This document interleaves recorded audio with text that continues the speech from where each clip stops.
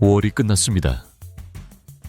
이정후에게 5월은 유난히 길었고 2년 연속 5월은 최악이었습니다.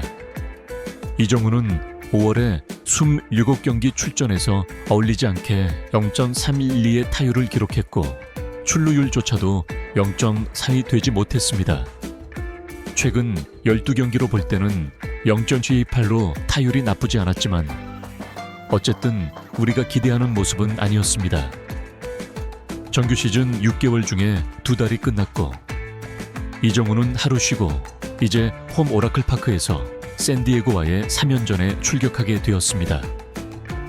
샌디에고는 지구 라이벌이고 이미 김하성의 소속팀이었기 때문에 팬들에게도 잘 알려진 팀입니다.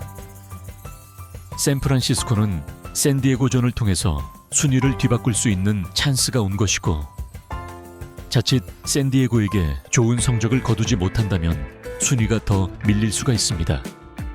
승률은 굉장히 중요한데 샌프란시스코가 지구 3위가 되면서 와일드카드 순위에서도 4위로 떨어졌기 때문에 이 성적이 그대로 이어진다면 이정후는 가을 야구를 경험할 수가 없게 됩니다.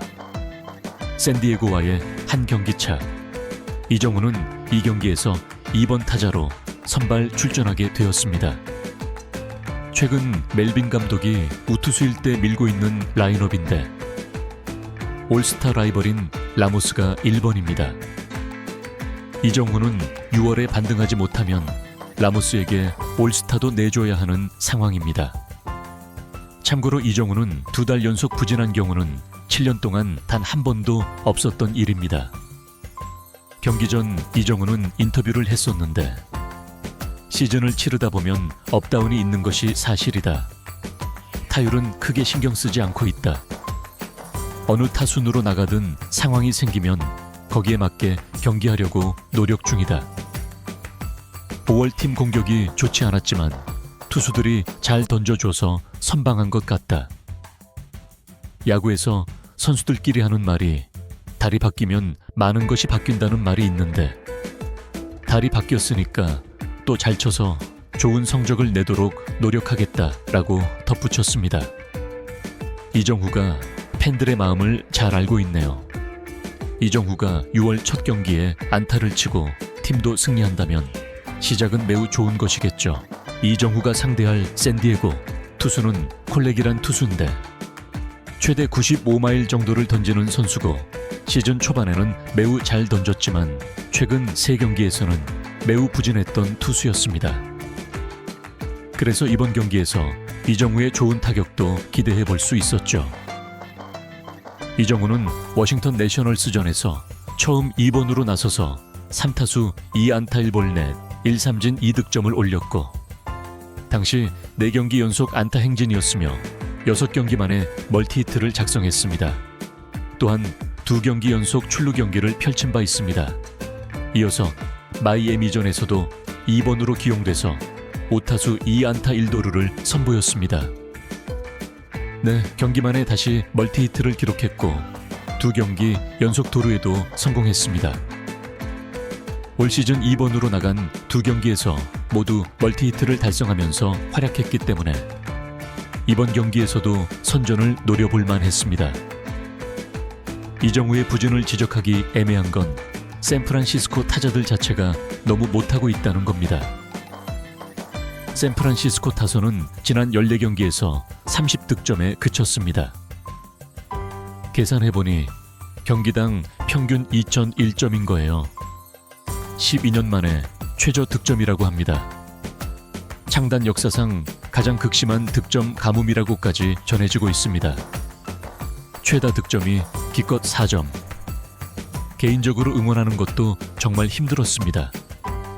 진짜 응원 포기할 뻔했어요. 이정후는 거의 이틀을 쉬고 출전한 것 같습니다. 마이애미와의 마지막 경기는 쉬다가 마지막에 대주자로 잠시 나왔고 그 다음 날은 팀이 쉬었던 거죠. 그래서 이정후에게는 6월 첫 번째 경기가 되었습니다. 샌프란시스코 홈 경기인 만큼 먼저 로건 웨비 마운드에 올랐고 지난 경기 1실점을 당하면서 자책점이 올랐지만 홈에서는 메이저리그 최강 성적을 기록하고 있고 샌디에고 타선도 부진하고 있는 만큼 승리에 대한 기대감이 올라가게 되었습니다.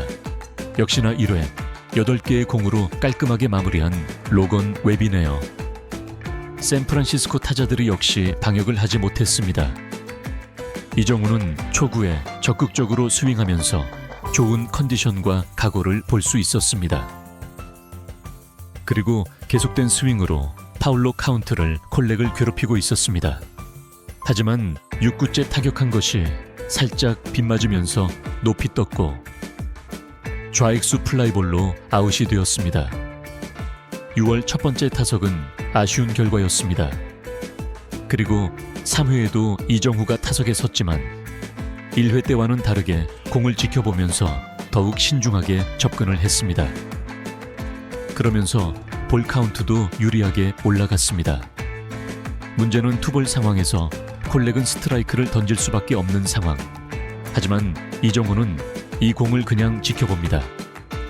그만큼 여유가 있다는 거죠. 이번에도 안타를 치지 못했지만 7개의 공을 더 던지게 하면서 한 투수의 공을 13개나 볼 수 있었습니다. 조금 아쉬운 건 샌프란시스코에 득점 기회가 있었는데 1번 라모스가 병살타를 쳐버리면서 이닝이 종료되고 이정우는 주자가 나가 있을 때 더 좋은 타격을 하는데 타석에 오를 수 없었다는 게 아쉬웠습니다. 양팀은 투수전 양상이 되면서 샌프란시스코는 이번에도 여전히 한 점 내기도 버거워 보였습니다. 6회 주자가 없는 상황에서 타석에 오른 이정후. 역시 콜렉을 또 상대하게 되었습니다. 노아웃이었고 양팀 득점이 없었기 때문에 이정후의 출루는 매우 중요했습니다. 그리고 3구째 이정후는 밀어쳤고 상대 수비의 시프트를 깨뜨리면서 유격수 쪽으로 공이 가게 되었고 3타수 1안타를 기록하게 되었습니다. 이정후의 활약은 여기서 끝이 아니었습니다.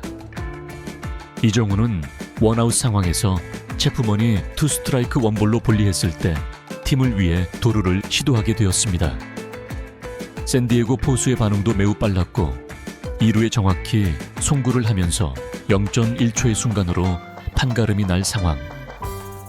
주심은 이정후의 아웃을 선언했습니다. 그러자 이정후는 마치 이곳이 KBO인 듯 세이프라고 하면서 비디오 판독해달라고 요청을 하는 겁니다. 이정후는 매우 자신했습니다. 왜냐하면 태그가 안 됐다고 믿었기 때문입니다. 주심의 각도에 따라서 확인이 안 될 수도 있었죠. 비디오 판독은 길어졌습니다. 자세히 보니까 이정후는 베이스에 손이 닿기 전에 먼저 공이 온 것을 확인하면서 태그를 피하려고 몸을 틀었습니다. 샌디에고 수비수는 당연히 태그가 될 줄 알았던 건데 이정후가 변화를 줄지는 예상 못했던 거죠. 이정후는 가속력이 붙었다 보니까 피했지만 베이스를 넘어갈 수 있었던 상황인데 끈질기게 손이 베이스를 넘어가자 발로 어떻게 해서든 베이스에 붙이려고 안간힘을 썼고 끝까지 버텨냈습니다. 그리고 최종 판독으로도 태그가 되지 않았고 마지막에 베이스에 발이 다 있었기 때문에 세이프로 인정이 되었습니다. 그 순간 팬들은 이정후를 힘차게 응원해 줬습니다. 하지만 체프먼은 이정후를 홈으로 불러들이지 못했고 이어서 샌프란시스코의 본래 주포 엔 카라시언이 부상 복귀로 대타로 나왔지만 유격수 땅볼이 나오면서 이닝기 종료되고 말았습니다. 그리고 소개하기 좀 민망하지만 7회 이정후는 가장 결정적인 순간 타석에 들어서게 됩니다. 투아웃 말루. 앞선 타자들이 볼넷으로 출루하면서 바뀐 샌디에고. 불펜 투수는 100마일을 던지는데 이정후가 아쉽게 삼진을 당하면서 기회를 무산시키고 말았습니다. 팬들이 목 놓아 이정후를 응원해 줬지만 보답하지를 못했습니다. 그리고 9회 말에 투아웃에서 5번째 타석이 올랐는데 역시 삼진으로 물러나면서 안타는 쳤지만 이게 기대했던 건 아닌데 5타수 1안타가 돼버리고 말았습니다.